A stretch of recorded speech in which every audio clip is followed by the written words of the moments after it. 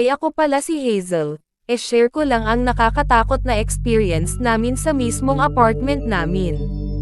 Meron kasi kaming apartment, and yung apartment na yun walang umuupa kaya ginawa na lang nilang rest house.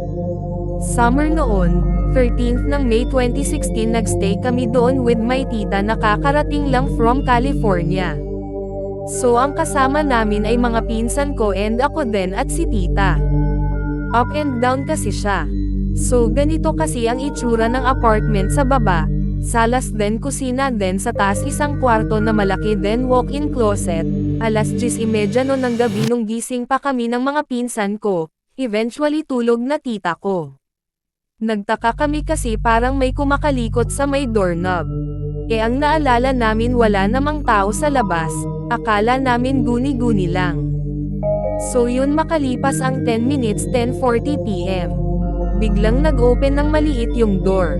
So syempre kinabahan na kami. Ang ginawa namin nilagyan na namin ng paper yung door, para di na mag-open. Ang inisip kasi namin baka nag-loose lang yung pintuan. Nangyari na naman yun ng paulit-ulit.